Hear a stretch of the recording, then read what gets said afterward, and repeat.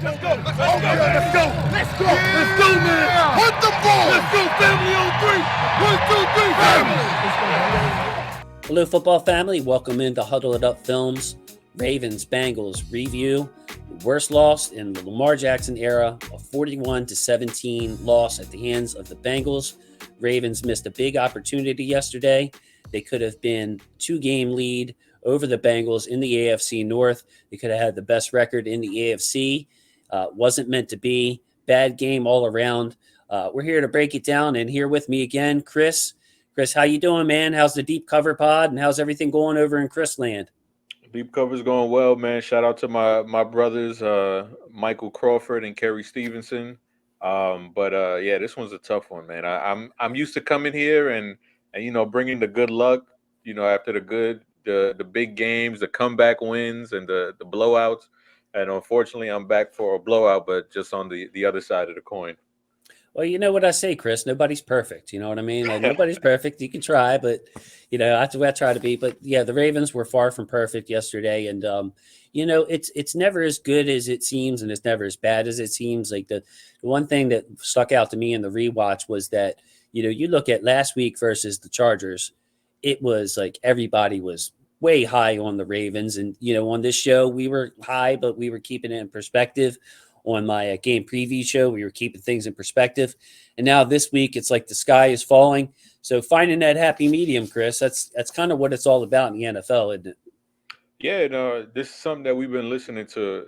If anybody who watches Ray Lewis highlights, you always hear him say peaks and valleys. That's what the NFL season is, peaks and valleys. And we've been down this road before. We've seen the team look great, and then we've seen the team get decimated. It happened as recently as 2019, where we had that game against the Cleveland Browns, and they got blown out. Come back, and we know the magical run they went on in 2019. So I'm not saying that it's going to happen this time, but this team has been resilient all through the season, and I think it's obviously something you don't want to happen. I mean, nobody wants to get blown out, but the fact is, it did happen. So now how does this team respond? This group in particular, how do they respond to this for the next half of the season? Yeah, and talent is one thing. Maybe this team isn't talented to go as far as we want them to go with all the injuries, but as far as what you're talking about, the resilience, I mean, they've shown that already. So that's not something I question. It's not something I question with the veterans on this team. It's not something I question with Harbaugh. It's not something I question on a team with Lamar as your quarterback. We heard, as long as we got number 8, we have a chance. And that's very true. And the players feel that and believe that. So whether they're talented enough to go where we want them to go is one thing. But as far as, getting down or not being mentally prepared, I don't see that being a problem, Chris. Yeah, I mean, there's some questions that come into play as far as effort that you see, especially later on in games for whatever reason from the defense. I'm not sure what's going on there, but that's something that needs to be shored up because anybody can give effort. That's something that you don't have to be super talented to have. So I don't think there's a question about whether this team has talent, whether this defense has talent, because it's clear that they do. But when there are questions about effort, that's something that, your antennas go up and you're like, we cannot have that. We cannot have that if they want to be a Super Bowl team. Well, let's start there, Chris. Let's start, when you talk about effort, I'm pretty sure you're talking about on the defensive side in particular.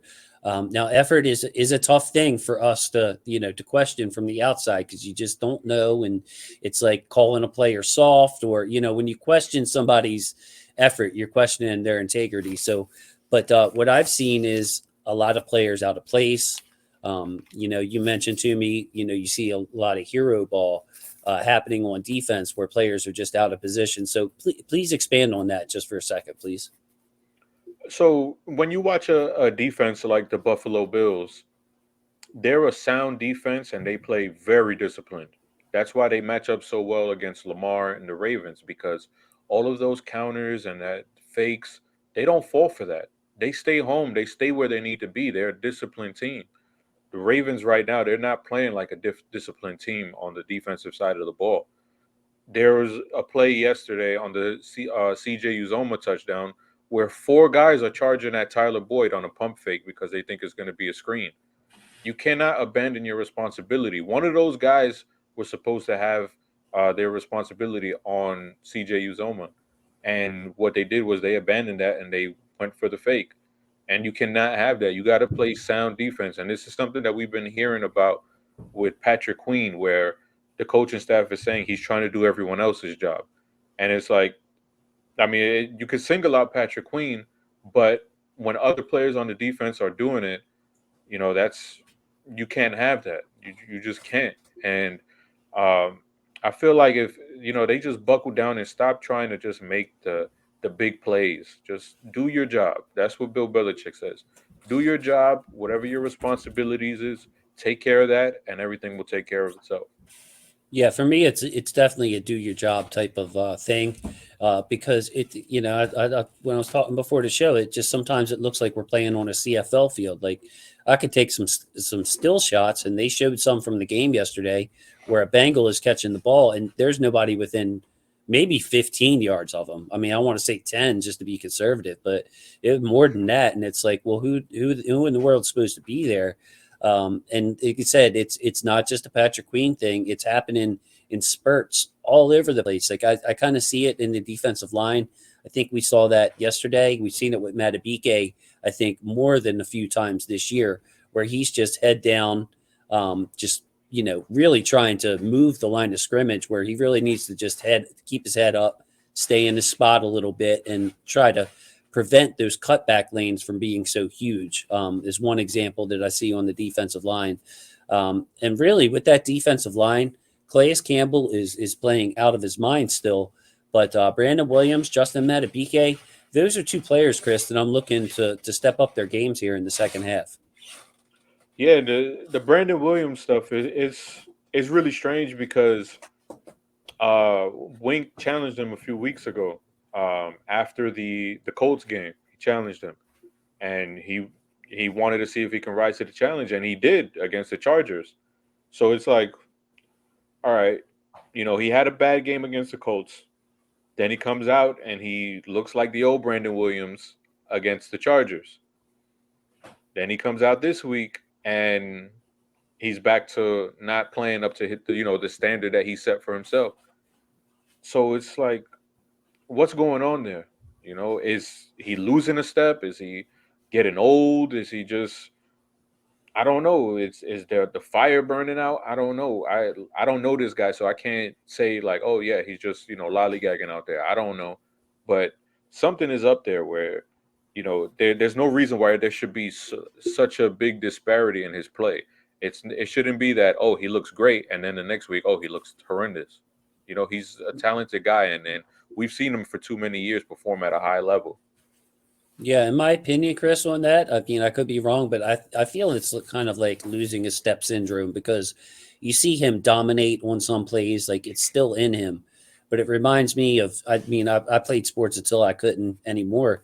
And, I would flash back and I would look like I was in my 20s sometimes. But then there were balls I couldn't get to. There was just overall, it just kind of piles up on you. So, and see that with other athletes throughout the years where they have their spurts where they look like their old selves. But, Brandon, maybe, I'm afraid that maybe he has lost a step, because we'll see him make some dominant plays early in the first quarter. And then come fourth quarter, that's where the Bengals got their big runs in this game. I mean, if you look, Mixon's stats were very average. We were stuffing Joe Mixon through most of this game. And then come fourth quarter time, he's running down the field. Samaj P. Ryan running down the field. So those breakdowns in those big lanes seem to be created late. Another player I want to talk about is Anthony Averett. Now, I think because the reason I want to talk about him, because I think he had a pretty darn good game yesterday. And it stood out to me on the rewatch. I was like, all right, I want to track what Marlon did when he was targeted. I want to track how Anthony did when he was targeted. The final numbers I came up for with Averett. Now, I did stop watching the tape when it was Tyler Huntley time, Chris. So if these numbers are slightly off, that's why. Because once Huntley came into the game, for me as an evaluator, that's like shut it down, because everything you see here is window dressing. Like, don't put Yeah. too much. The games are off the window. Both teams aren't playing the way they normally would. So, as of when Huntley came in, Averett I had targeted 14 times, massive 14 times he was targeted. He gave up 6 catches, and 2 of those were in off coverage. So if you take away the ones where he was just giving the gimmies before the halftime, that was really, he gave up 4 catches on 12 targets. You would take that any day. You know Yeah. what I mean? It's a 33% completion percentage when they were targeting Anthony Averett. And he was especially good in the first couple of quarters. So it was funny. It was like they started targeting Anthony Averett heavy and then switched to Marlon when Averett did a good job in this game. Yeah, it is strange because he's I think they said he's the most targeted cornerback in the NFL right now because everyone's shying away from Marlowe. And they tried to do that early on in the game, and they just said, forget this. We drafted this dude early for a reason. We're not going to shy away from him. Let's just attack Marlon and just see what happens. And the results were the results were almost historic for Jamar Chase. So yeah, I don't know what was going on with Marlowe. Sometimes you just get beat. It's a corner. That's what life is being a cornerback. You take your lumps. Sometimes it goes your way. Sometimes it doesn't. And I'm very, very interested to see how round 2 goes in that matchup because I know Marlowe will be chomping at the bit in order to, kind of redeem himself for yesterday's performance. Yeah, and again, Marlowe had, it was one of those, against the Chargers, one of his best games of the season. Here, fast forward a week later, but one of the worst games I think in his career. I saw a stat where he gave up over 200 yards receiving when he was the nearest cornerback. So, but yeah, just to put an exclamation point on my point that they switched from targeting Averett to targeting Marlowe. Jamar Chase, 1 catch for 9 yards with 2 minutes left in the first half. So this man went from 1 catch for 9 yards to over 200 yards in the span of basically a half.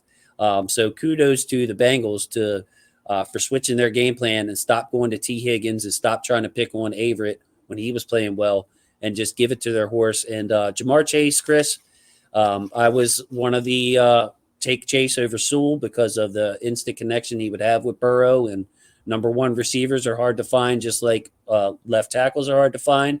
So I took a lot of flack for that in the pre-draft process. But their connection at LSU, or their historic connection in college, is why I was a Jamar Chase guy. And man, there's not a lot that guy can't do. He's going to be a handful for the Ravens as long as he's on that team. Yeah, he fits, the kind of receiver that would have that would lend his playing style would lend itself to how the Ravens want to play too. And that's why it hurt so much seeing him go to the Bengals because I knew we're going to see this guy 2 times a year and he's just going to put up these kind of performances. This is the first time we see him and he puts up 200 yards. Like, we knew, that he was special coming in and it was on full display yesterday and he's on his way to one of the most historic seasons for a rookie wide receiver. He is. He is. And one of the bright spots I think on defense was Justin Houston. He was getting after Joe Burrow early, some quarterback hits. I thought our blitz was actually effective early in this game. Excuse me. I don't know if you noticed, but we were smacking Joe Burrow around. We were winning the time of possession for a long time, which surprised me when I went back to rewatch because it felt like the Bengals had the ball all day. But really, the Bengals were hitting us with the big plays and limiting the Ravens to shorter plays. So yeah, the Ravens were winning the time of possession, but I think Justin Houston, not only in this game but for the first half of the season, has really been a bright spot for this defense. Yeah, he looked great. I was tweeting it. I was like, he's gonna get a sack soon, and he didn't end up getting one, but he was damn close. And I know a lot of fans they poo poo that. They're like, we want to get sacks, we want to get sacks, but I mean those hurries count for something. Those quarterback hits they count for something in the game. They might not be a sack, but they count. Those hits end up adding up, and when he's winning and getting to the quarterback, but the quarterback's getting the ball out too quickly, I mean, I'm not going to be mad at that. But if you win your one-on-one battles, they're cool. That's what we want. That's what we're asking for. So he looked great. He looked like he turned back the clock yesterday because he was just whooping Jonah Williams. And when he wins fast, Chris, which is something I like. He wins with just like excellent hands.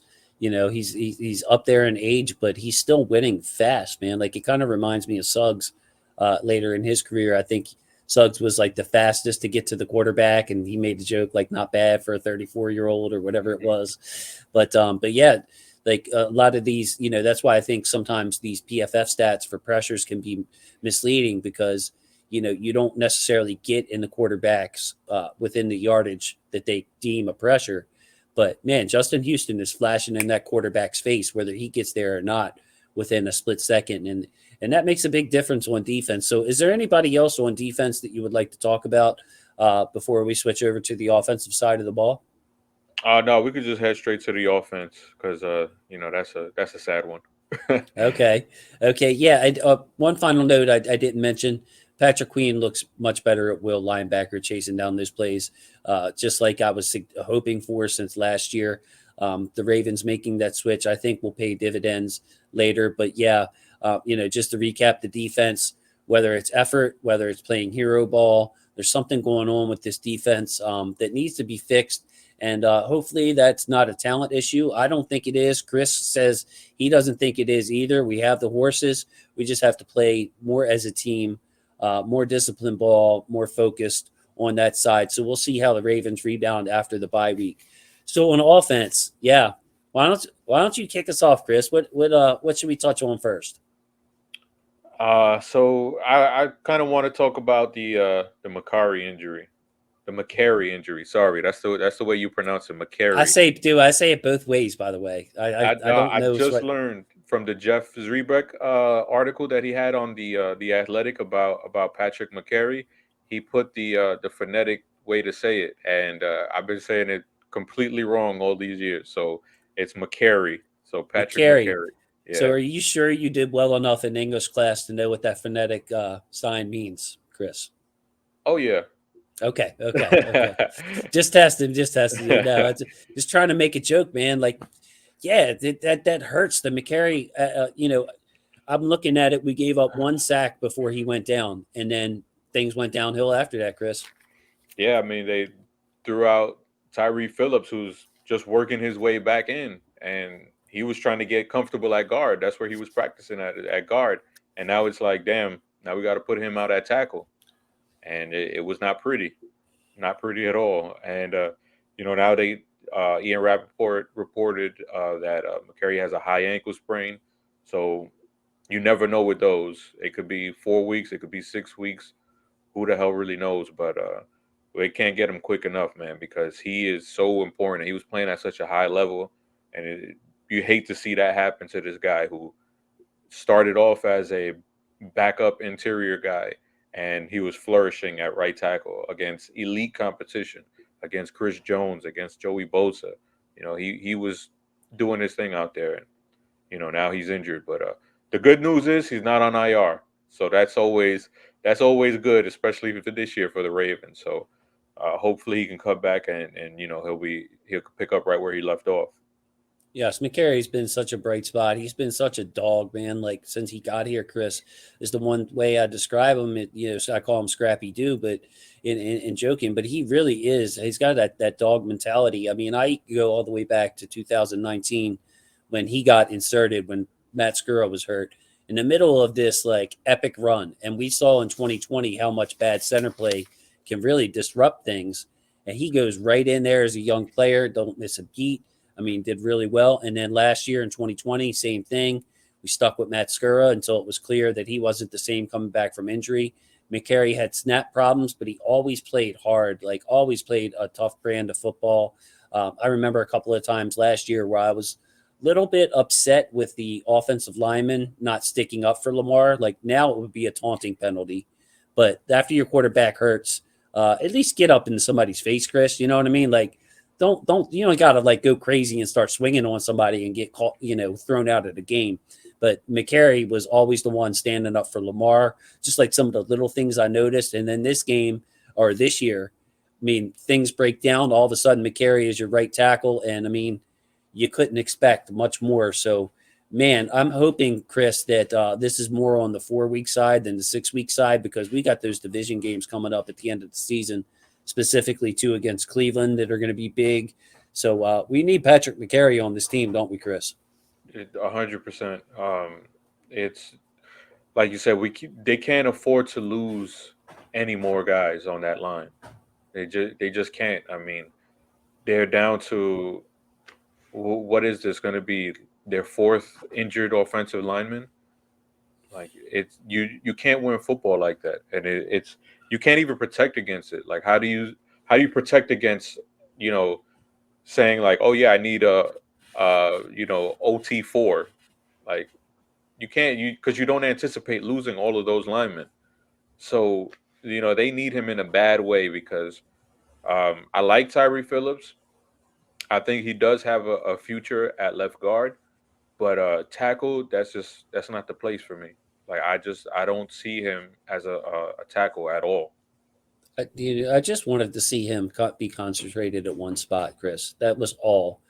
I think I talked to you about this. It's like, poor Tyree is what I say, because the man's just been moved around, left guard, left tackle, right tackle, literally everywhere but center since he's been on this team as a young player. And the Ravens are famously good at developing players. I mean, look at Ryan Jensen, sat, developed way back in the day, Paul Kruger, all those guys that worked next to Ray Lewis that got big contracts. Anthony Averett, a good example of a current player like that, where we, stick them in their spot, bring them in where they're needed, let them grow, let their role grow as players. And I don't see it with Tyree. I don't think that they've done him any favors. And it's one of those things that, as a guy sitting on the couch who doesn't have any connections to the Ravens, I really try to shy away from coaching criticism, because I don't know what's happening in the building. Maybe this guy is a loose cannon. Maybe he's not taking the coaching. Like, we don't know any of that stuff. But when it comes to Tyree, I've been saying since the beginning, whether you want to see him as your backup tackle or whether you want to see him compete at left guard, just leave the man somewhere. Give him a chance to get these positions down, because Chris, he is physically gifted. He's not getting the time to get it down mentally. Yeah, I agree with that. When you look at it, he played left tackle in college and in JUCO, and now you're telling him, all right, you have to learn right tackle, brand new position for him, and then you also have to learn guard, another brand new position for him. So let's just forget the jump from being a collegiate player to an NFL player. Now you have to learn two new positions that you've never played before. Like that's a lot to throw at a young kid like that. And I'm with you. I think you all right, if you want to try him out at right tackle, try him out at right tackle. If you want to try him out at left guard, let him be a left guard. But this constant flipping him, and now they're doing it out of necessity. They don't really have any other options. So right now, I get it with what they're doing, but Right. just as far as his career has gone, and it looked like they wanted to give, like he won the left guard spot, but he just got hurt week one, and unfortunately, injuries have piled up. Injuries for him, injuries for the team. So now he's back at right tackle, where it was clear that the team didn't want him to be at right tackle. They wanted to give him that shot at guard. So I'm hoping at some point this season we can see him at guard, so at least we know what we have there. And if he's a piece that can be there going forward, whether it's left guard, right guard, when Zeitler moves on, whatever, I just want to know, can this kid play guard? That's all I want to know.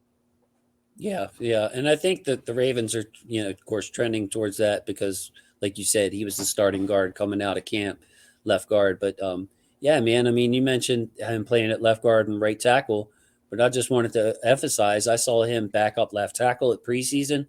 Last year, he played right guard. I think he started at right guard, even though we had Powers there who had been in the system. So it's like, man, literally all four positions we've seen Tyree take snaps at. So we are going to need him to fill in as best he can for Mccrary.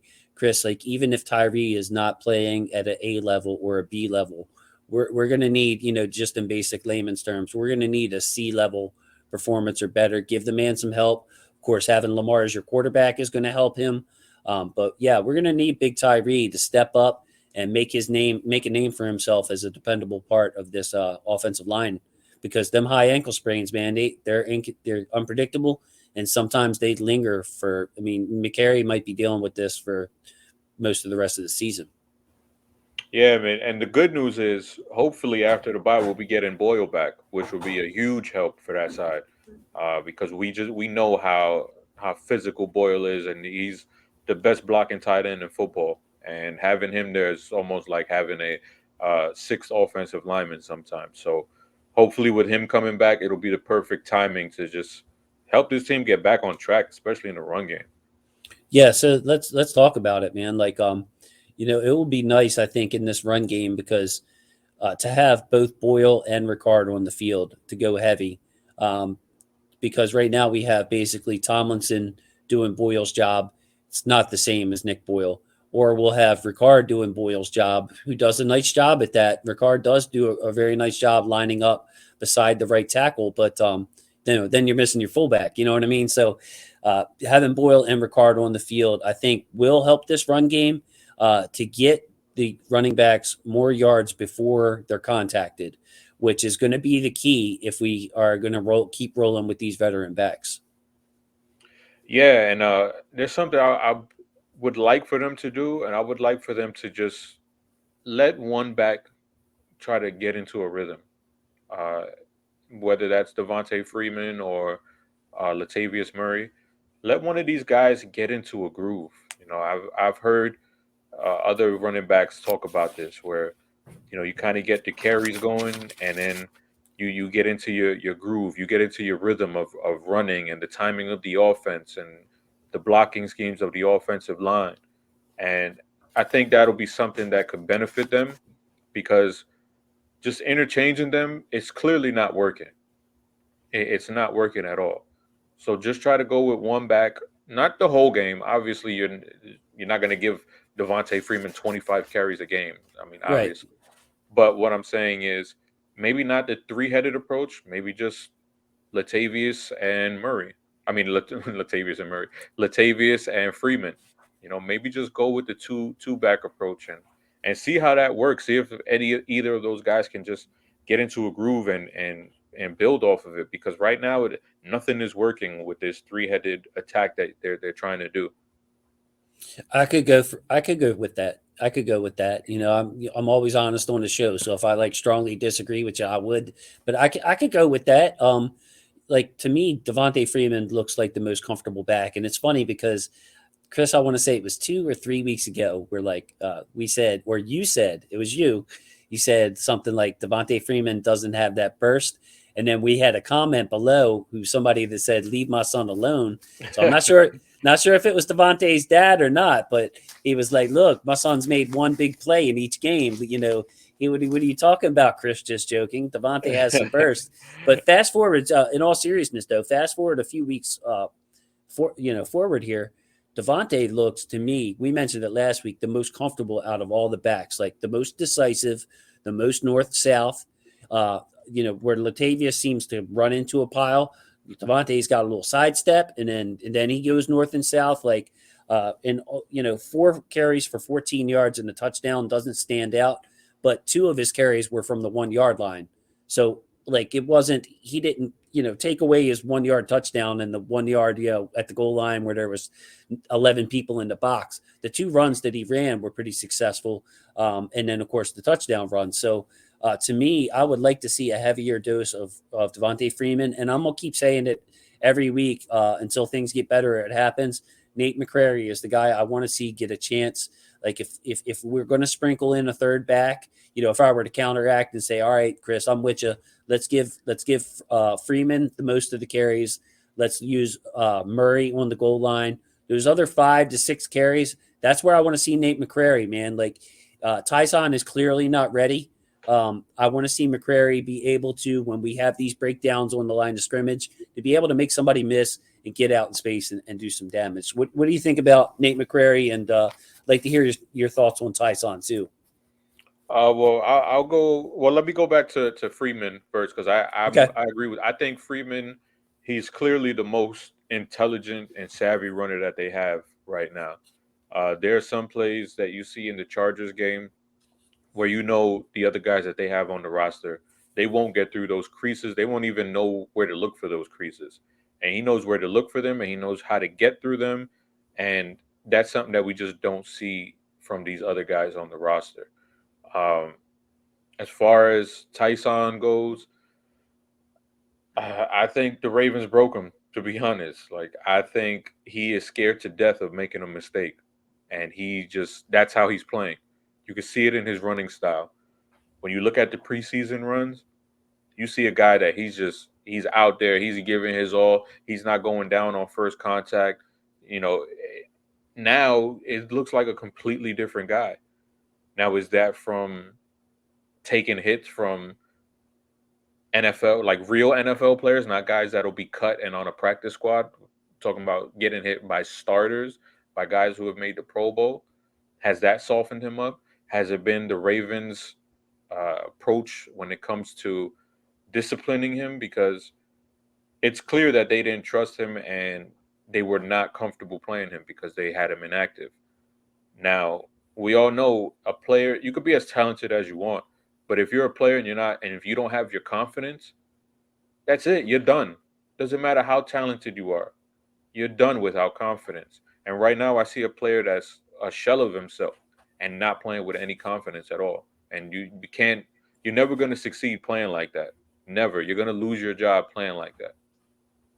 I see more than that, Chris. Like I definitely think confidence is an issue in general with players who are like I'd say this in baseball with pitchers. Like, I don't want to bring them up too early to get them lumps. Where I'll be like, look, put them in relief, let them take a chunk.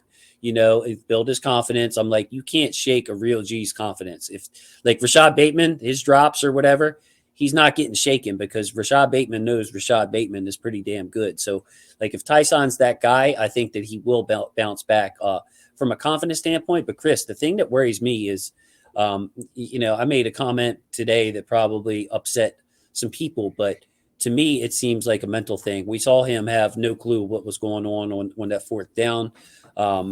He looks like the game is like maybe there is a legitimate reason that the coaches shied away from him quick because he kind of looks like he's a no man's land out there from a mental standpoint. Whereas, in the preseason, Chris, you're only running a basic vanilla scheme. So I'm thinking, all right, well, if Tyson's running the same 5 plays, he's got that down. Greg Roman opens up his playbook talking about 30 different runs a game.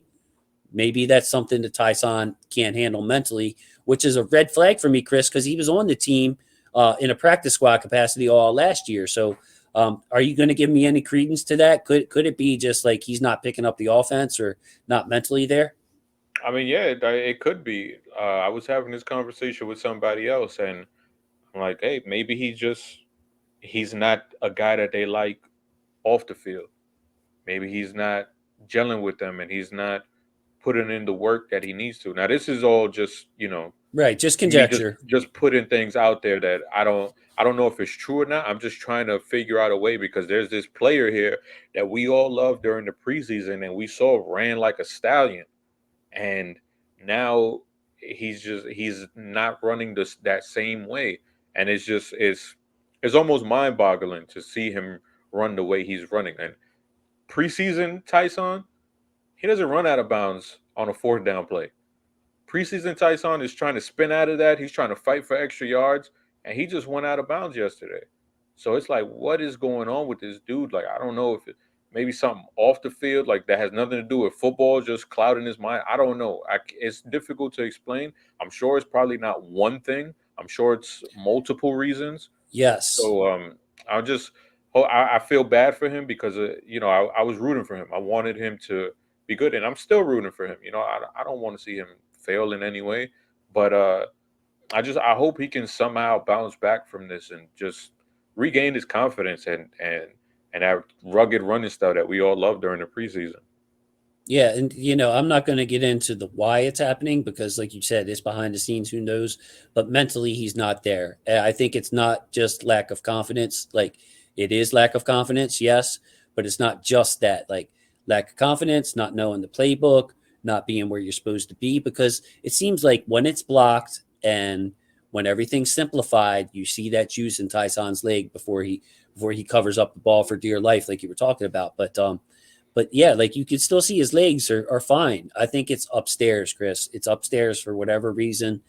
So yeah, hopefully Tyson gets it nailed down. But what about Mccrary? Like if McCrary's got this offense down, he shows the juice in the legs that we see from Tyson. So yeah, let's rely on Devontae Freeman. I'm saying, but let's bring Mccrary in to see if we can stretch this field a little bit horizontally behind the line of scrimmage. Yeah, I mean, we'll see. I mean, we haven't seen him since the preseason, and what's he been back like 3 weeks now on the Yeah, squad? something like that, right? So they're seeing him in practice. So come after the bye, let's just say Latavius isn't hurt. I mean, it's still on the mend trying to get over that ankle injury. Maybe they bring him up and they leave Tyson inactive and they see what they have in the young fella. So I don't know. I mean, it can't get any worse. So That's what I'm saying, Chris. That's my point. Like, why not? yeah, it can't get any worse. So trot him out there, see what the kid's got. See if he has that hunger that is sort of missing. Yeah, so we've harped on the run game now for a while. Let's move it to the passing game. Let's start with a bright spot, Rashad Bateman. Let's switch the vibe, bro, because like I'm seeing Rashad run this same play that plays into Hollywood and Duvernay's strength of stretching the field, and then we bring Rashad on a nice little crosser to run behind Duvernay and Hollywood. We have a quarterback that puts excellent touch on the ball, is very aware of the linebackers and safeties. So we see Lamar over the linebacker in front of the safety. Rashad showing a little bit of a catch radius, by the way, Chris. Like, Yep. Them high balls, he just whoop, and he's right upfield. So big things. Like, I cannot wait. Lord help me if we can get Sammy, Rashad, and Hollywood on this field at the same time. As much of a fan of James Prochet as I am, and I'm the number one fan of James Prochet, I would love to see Hollywood, Bateman in the slot, Sammy at X. Man, Rashad Bateman, Chris. Yeah, I mean, this is unfamiliar territory for us. I mean, our wide receivers are good. Our wide receivers have explosiveness. Our wide receivers can get yak yards. So it's crazy to see, and it makes me really happy because that's something I was nervous about. Uh, we know how important chemistry is between a quarterback and a wide receiver, and Lamar and Bateman damn near almost had no time to get that rapport that you need between quarterback and wide receiver. And we saw it in the Chargers game. We saw it in this game, where now it's just the plays yesterday in the Bengals game. They were even more explosive than they were in the Chargers game, and that's a beautiful sign because it's like, wow, now they have the horses to run these plays and take these deeper / intermediate shots that they couldn't do before. And it's great to see him take this role and soar off with it, and hopefully it'll continue to stack and build, and he'll really get into his groove during that latter part of the season where things get a little bit tougher. Yeah, just so much to like. His yards after catch, I love the way he just heads straight up field, tucks it and run. Was a big thing for coaches. At the most basic levels, he's got that in spades. It's just like pluck it out of the air, tuck it, head up field. His spatial awareness is good. Mentioned his catch radius. I think that occasionally he will have some drops. It's just my advanced scouting things, but the big plays that he like because of his hand placement and things like that. But the big plays that he can make is just awesome.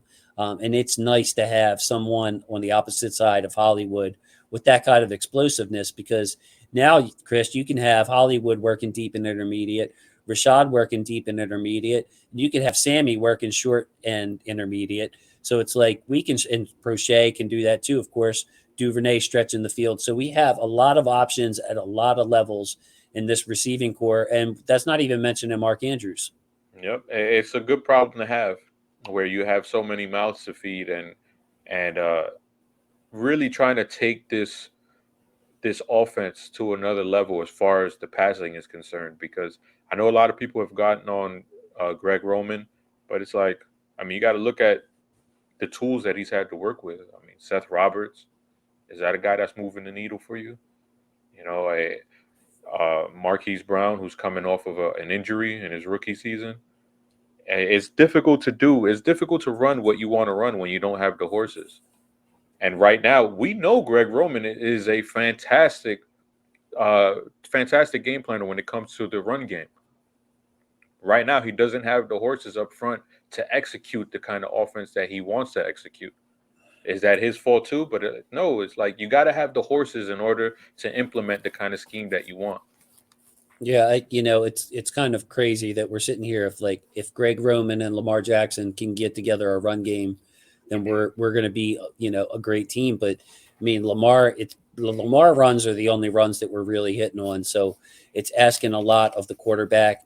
I'm a little worried about Lamar for the first time as far as what he's doing for this team, because we're back to, he has to be Superman, and he has to be our leading rusher. And of course, he's got to throw for 250 yards in some of these games with all the breakdowns on defense. And the other thing that's happening, I was a little disappointed in Andrews' usage yesterday. He had 2 big catches early, and his third catch was the first play of the third quarter. So he was effective, and then he kind of disappeared from this game plan. So you have a hot player in Mark Andrews, and we really didn't use him. I guess, Chris, we'll just have to go to the all 22 and find out what's happening there. It's kind of tough to say, I guess, without seeing what's going on downfield.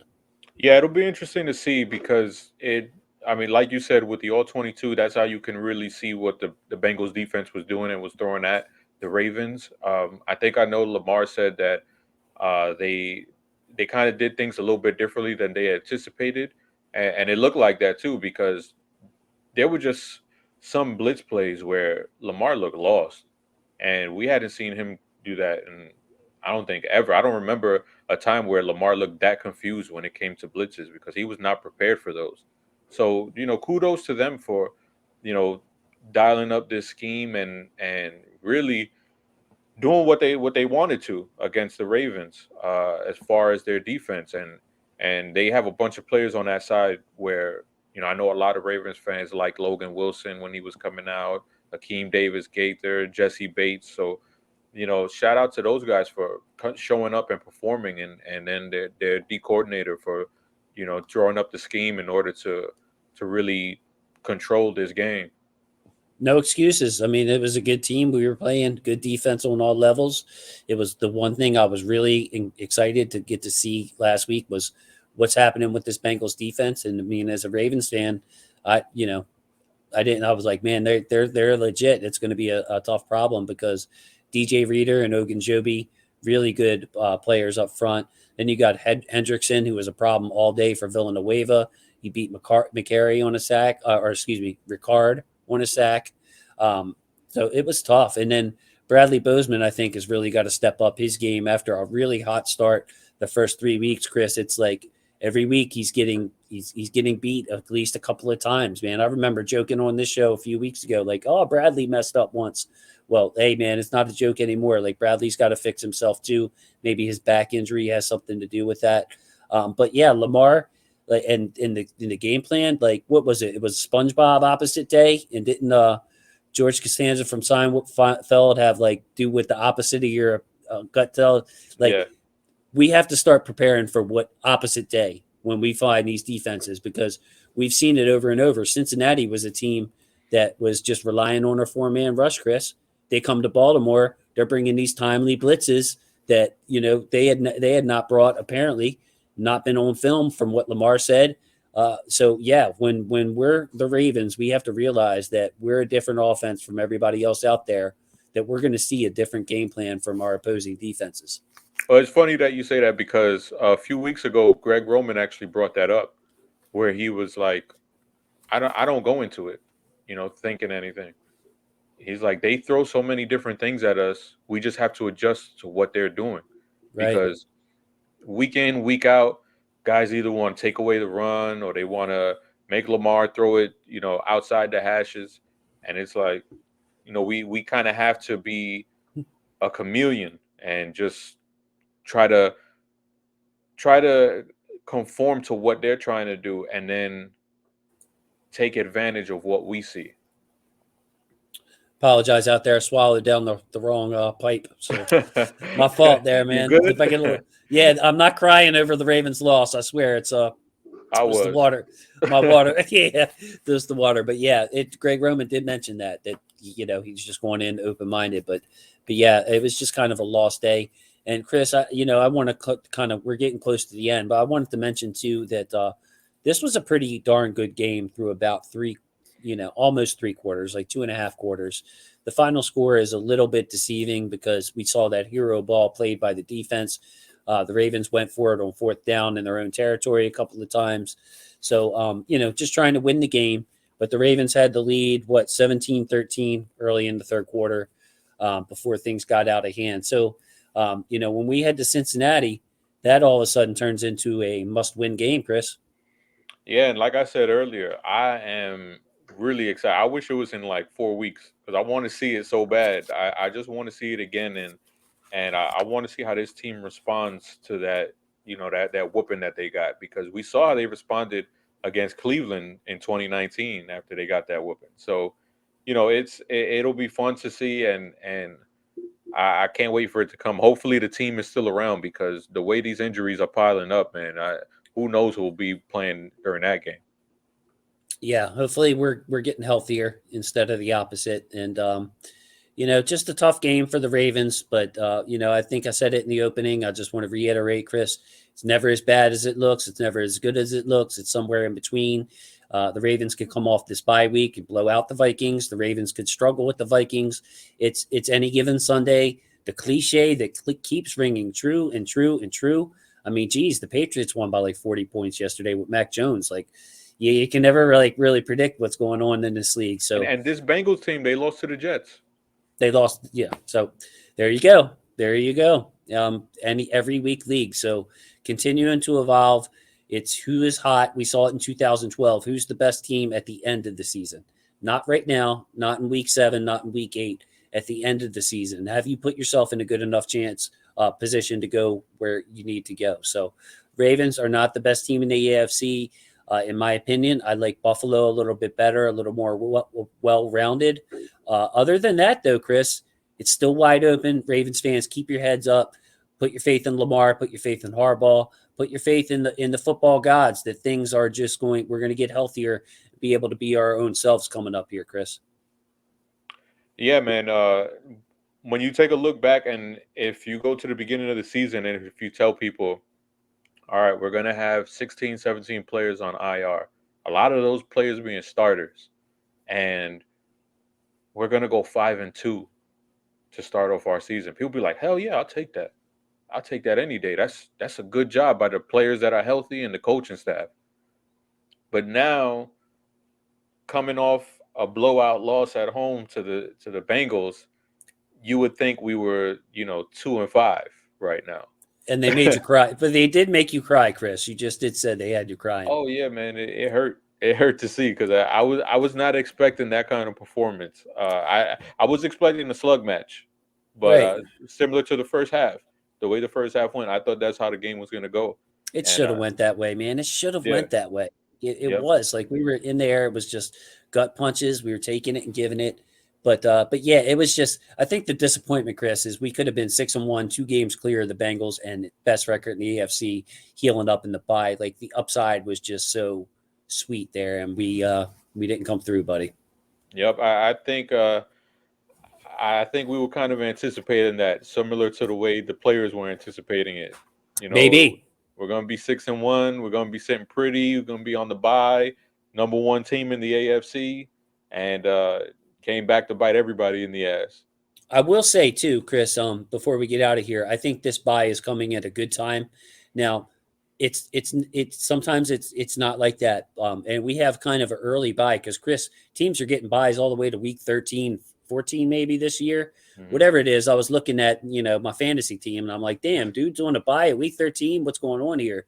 So it's a relatively early bye by this year's standards. But when you look at the slice of humble pie we were served yesterday, And of course, Mccrary's injury, Westry on the mend, Wolf on the mend, all those guys, Phillips, were trying to, all these guys were trying to get fully healthy and back, assimilated into the offense. Sammy, I feel like this bye is coming at a good time, and that's not just purple goggles. Do you feel that way, Chris? Oh yeah, 100%. It's been a draining season, and I think we've heard guys talk about it a few weeks ago. Well, as far as players, talk about how this season has been rough, and it Those feels games, man, those long. crazy games. Yeah.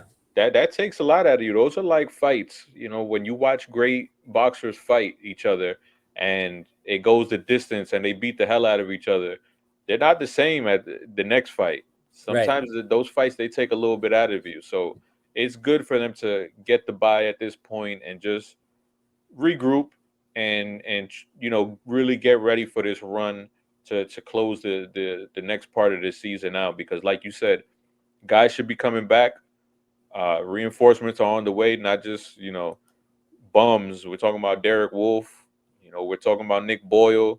So hopefully they can get these guys back and really build some momentum to close out the second half of the season. Very well said, Chris. Man, thank you so much for joining me. Man, I've really enjoyed doing these win or loss, because we can really start to dig in even before we get to the all 22 and talk about the things we're looking for on film and all that other stuff. So, and of course, thank you to my football family for all those who have been watching the program. Really appreciate it. Gotten a lot of support from people I didn't expect reaching out, telling us, Chris, what a good show this was. I'm not going to mention any names now. I should have told you before the show, but people are noticing this show and the way we interact with each other. And we're telling me I need to get Chris on more and more. So it's not just me, man. So I really appreciate you, brother. I really appreciate you. Thank you, man. Thank you. And thank you to all the people watching who have kind words. I appreciate it, man. And, it's fun doing this show with you. And I thank you for always having me on and just being a good dude all around. Man, I hope we can get our schedules synced up and do this as often as we can, because I think we're getting into some good subjects here. And when other YouTubers and other people who cover the Ravens as well as the fans are all commenting, then that makes me feel really proud of the work that you're doing, and like to have having you on the show together. So thank you so much to our football family for watching. Thank you to everybody who supports the channel. Love y'all. Chris, time to say goodbye to the people. Bye week time. Peace, people.